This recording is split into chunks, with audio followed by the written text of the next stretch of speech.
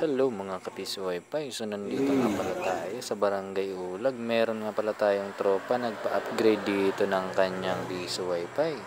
So ang ginamit natin ay Microtik Hex. At dinagdagan din natin ng indoor access point. So ginamit natin yung lumang Converge na router. And then ito-test natin ngayon kung smooth na ang kanyang connection sa piso wifi. So open natin ang wifi. Yan. Yan nga pala ang kanyang SSID. So, 'di ba? Halos 1 seconds lang mag-load ang kanyang portal.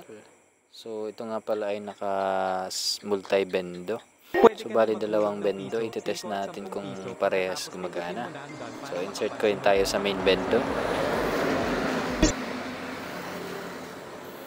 At pati din sa pag-insert coin ay napaka-smooth na rin. Hindi na masyadong nagde-delay. So ito nga pala ay dun sa mayroong mga client na more than 20 users na kasi since hindi na kaya ng Microtik Hoplite natin.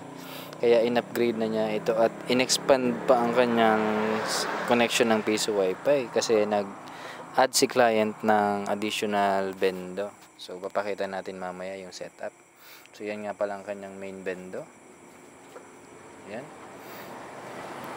At ito naman ang kanyang sub-bendo which is located around sabihin natin 300 meters galing dun sa main bendo.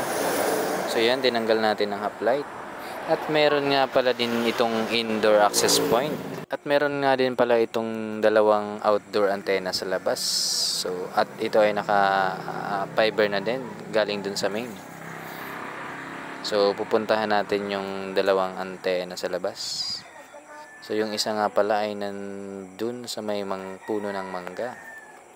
So lapitan natin. So ang ginamit nating antena dito ay TP-Link EAP110 yan. So mga 15 feet siya kataas galing sa ground. And then yung isa naman ay nandun sa kabilang kanto. So almost 80 to 100 meters siguro ang distance galing dun sa isang antena natin na TP-Link. So ang isang antena natin na nandito ay Compass EW73. So yan, nakakabit nga pala yan sa may tubo ng street light. So yan, papakita natin ang lugar. So galing dyan, nandun nga pala yung bendo sa unahan. So dito kasi meron ding dalawang iskinita. So napapagitaan siya ng dalawang iskinita na daanan. So since tapos na natin makabit yung kanyang mga access point, so pwede na nating i-try kung ito ay makakapag-insert coin din at gagana ang internet. Yan, welcome 2024. So connect tayo sa wifi. So yan nga pala ay naka-dual band din. Meron 2.4 at 5G na wifi. So connect muna tayo sa 2.4.